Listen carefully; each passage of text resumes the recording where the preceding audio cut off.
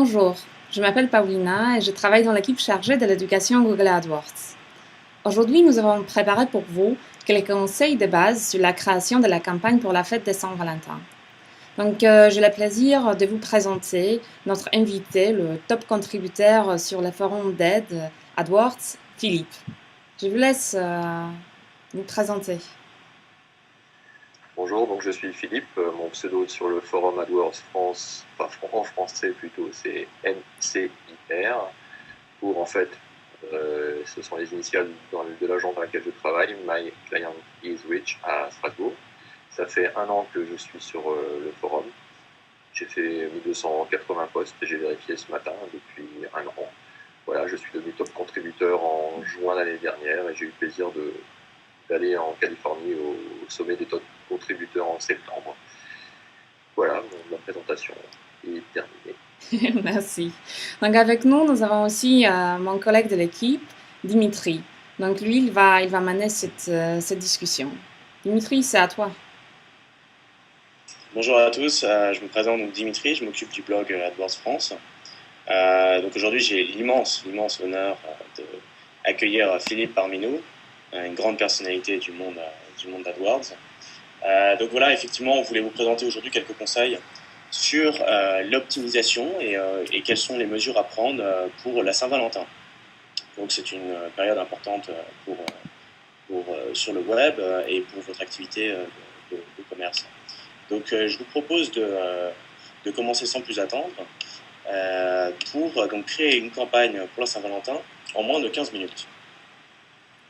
Alors, déjà peut-être dans un premier temps, on pourrait voir ensemble pourquoi, donc quel est l'intérêt de créer une campagne pour la Saint-Valentin.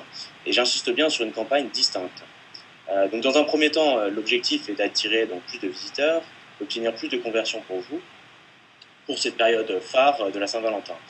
Sachez que tous les conseils qu'on va présenter aujourd'hui peuvent s'appliquer pour toute période de fête où, on va dire, les internautes seraient plus enclins à effectuer des achats ou des conversions pour vos annonces, par rapport à votre site internet. Donc effectivement, les tendances de recherche sont à la hausse pour ce genre de période. Si vous utilisez les outils comme Google Tendances des recherches, vous pourrez constater des données assez intéressantes, donc je vous recommande vraiment d'aller utiliser ce genre d'outils. Et par exemple, ne serait-ce que hier, j'ai pu constater que des requêtes comme cadeau pour lui ou cadeau pour elle ont des volumes de recherche significativement différents. À ce titre, cadeau pour lui a 2 fois plus de recherches que cadeau pour elle. Peut-être que les femmes sont plus généreuses dans ce monde. En tout cas, ce n'est pas le débat pour aujourd'hui. Et donc voilà, en tout cas, on va essayer de vous présenter la meilleure méthode pour créer une campagne en moins de 15 minutes. Donc pour notre petit agenda pour cette présentation, dans un premier temps, on va vous présenter donc, les paramètres à mettre en place lors d'une création d'une campagne. Au niveau du calendrier de diffusion, où est-ce que vous allez cibler vos internautes. Dans un deuxième temps, on va aller voir les meilleures options et les meilleurs conseils qui pourraient vous être utiles pour rédiger vos annonces. Et dans un troisième temps, une des choses les plus importantes, c'est la création de votre liste de mots-clés. Tout ça dans l'optique, bien sûr, d'avoir une campagne qui soit performante et qui vous apporte le plus de retour sur investissement. Alors, donc dans un premier temps, la création de la campagne. Donc lorsque vous créez une nouvelle campagne, il va falloir que vous mettiez en place certains paramètres, dont le ciblage géographique et linguistique. Peut-être Philippe, je te laisse présenter un peu plus en détail quels sont les meilleurs conseils que tu pourrais présenter concernant donc, le ciblage géographique et linguistique.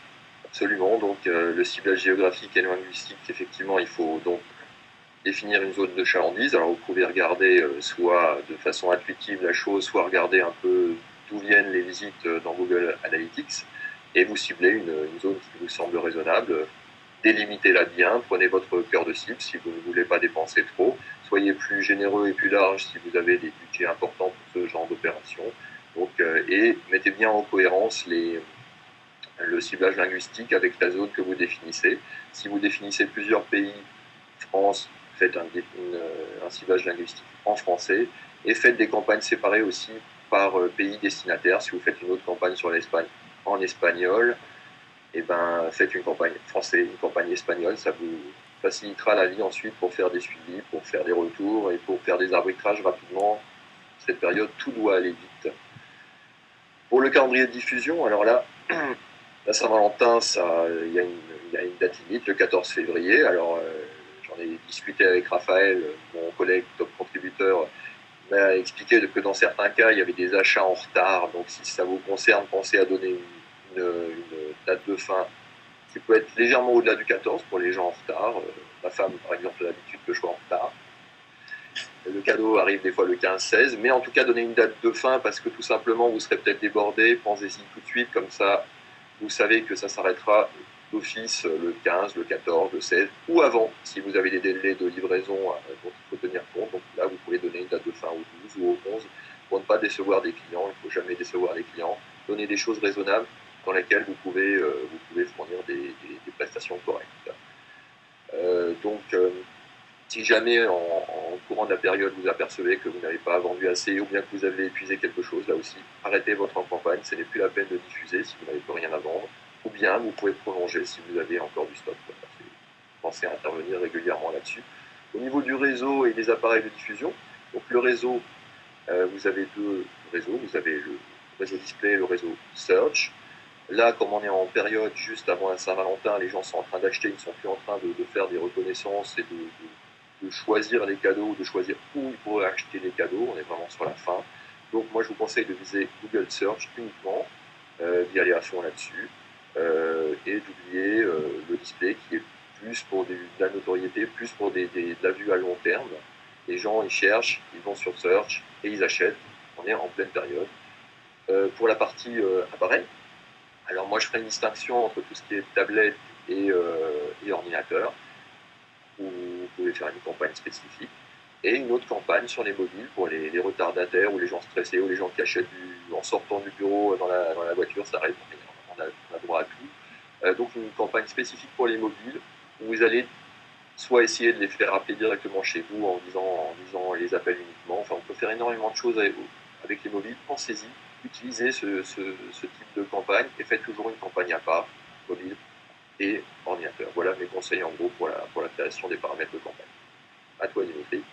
Parfait, merci. Effectivement, juste un point à ajouter. Par défaut, lorsque vous allez créer une campagne, toutes ces spécifications seront, on va dire, paramétrées différemment. Donc, c'est à vous d'aller manuellement changer chacun des paramètres, que ce soit pour le ciblage, calendrier de diffusion ou les réseaux. Alors, passons maintenant donc, à la rédaction de l'annonce. Ce qu'on entend par rédaction d'annonce, peut-être avant, il faudrait repréciser ce qu'on entend par groupe d'annonce. Donc, au niveau de la structure d'un compte, vous avez dans un premier temps une campagne. Sous une campagne, vous avez différents groupes d'annonces. Et chacun des groupes d'annonces, comme le nom l'indique, comporte donc des annonces et une liste de mots-clés.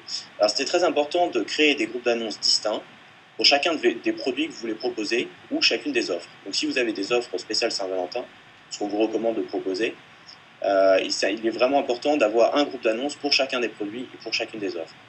On va expliquer un petit peu plus tard quel est l'intérêt, mais en gros, très simplement, il est important d'avoir une liste de mots-clés par groupe d'annonces et qui soit relié en fait sur un thème par produit. Alors, dans un deuxième temps, au niveau donc, des conseils sur la rédaction des annonces, il y a des annonces précises qui soient pertinentes par rapport à l'offre que vous proposez ou le produit. Donc dans la description de l'annonce, vraiment veillez à ajouter des informations sur le produit que vous voulez vendre. En troisième point, n'hésitez pas à ajouter des messages incitant à l'action. Peut-être Philippe, tu as plus d'expérience sur le genre de message qui marche bien sur le web, peut-être en période pour la Saint-Valentin. Tout à fait, là on va parler de délai, donc il faut leur donner des garanties sur les délais. Si vous avez la possibilité de le faire, dites-leur que vous les livrez sous 24 heures, que les produits partent le jour même. Vous mettez ça clairement dans l'annonce, c'est important, ça va rassurer les gens, ça va vraiment déclencher des achats différents, préciser que vous avez du stock disponible. Vous pouvez même faire des choses un peu amusantes comme sauver votre Saint-Valentin en achetant chez nous et d'avoir le cadeau de façon garantie. Il faut y aller, il faut bien renseigner les gens, bien les rassurer et être toujours pertinent avec vos produits. Voilà, c'est les règles de base. Incitez-les à venir chez vous en leur donnant vos arguments, ce qui fait la différence chez vous, ce que vous pouvez leur donner de plus que le produit, donnez-le dans l'annonce, faites une petite ligne là-dessus dans l'annonce, soyez pertinent, précis et rassurez les gens. Voilà. Et pour moi, c'est la clé pour se faire cliquer sur l'annonce et pour déjà vendre dans l'annonce. Parfait. Alors voilà ce qui est pour l'annonce. Et passons maintenant donc en dernier point, la liste de mots-clés. Donc une fois que vous avez créé vos différentes versions d'annonces, peut-être un point à ajouter, n'hésitez pas à créer différentes versions d'annonces. C'est toujours intéressant de voir quelles sont donc de décliner par groupe d'annonces différentes versions pour voir quelles sont les annonces qui sont les plus importantes. Il n'y aura pas de coût supplémentaire, le système va automatiquement diffuser équitablement parmi ces annonces. Et à terme, diffuser l'annonce qui est la plus performante. Donc revenons donc à la liste de mots-clés. Encore une fois, donc il est vraiment important d'avoir une liste de mots-clés pertinente et ciblée. Donc ce sont des thèmes, des notions qu'on va répéter assez souvent, mais c'est vraiment important. Alors vous pouvez utiliser donc, le générateur de mots-clés, donc, qui vous permettra de déterminer des mots-clés qui seront intéressants pour votre activité et vous propose différentes variantes autour de votre activité et vous donner des choix et des options auxquelles vous n'aurez pas forcément pensé. D'une manière générale, on conseille d'avoir 5 à 20 mots-clés par groupe d'annonces. Ne dépassez pas cette limite. Si jamais vous avez plus de mots-clés pour une liste, à ce moment-là, ça voudrait dire que vous devez créer un nouveau groupe d'annonces. Alors, on va vous présenter donc ici sur ce slide des exemples de mots-clés par thème. Donc, chaque colonne représente un produit. Philippe, tu as peut-être d'autres conseils à rajouter sur la liste des mots-clés? Oui, effectivement, pour faire une liste de mots-clés rapidement, vous allez utiliser l'outil de recherche de mots-clés qui est dans votre campagne, dans votre compte AdWords, dans l'onglet outils. Là-dedans, moi je vous conseille, pour faire simple, de décliner donc avec Saint-Valentin votre produit ou votre service. Donc faites un essai, je ne sais pas moi, sur chocolat Saint-Valentin ou sur repas Saint-Valentin. Le plus simple, le plus rapide, pour ne pas avoir de mots-clés qui ne sont pas pertinents, vous pouvez utiliser le modificateur des mots-clés larges qui en fait est représenté par un plus que vous placez devant le mot-clé, ce qui vous garantit que dans la requête de l'internaute, il y a ce mot-clé-là. Donc par exemple, plus chocolat, plus Saint, plus Valentin, voudra dire simplement que l'internaute a tapé ces 3 mots-clés dans sa requête et votre annonce sera diffusée. Vous êtes sûr de ne pas faire d'erreur et ça va aller très vite.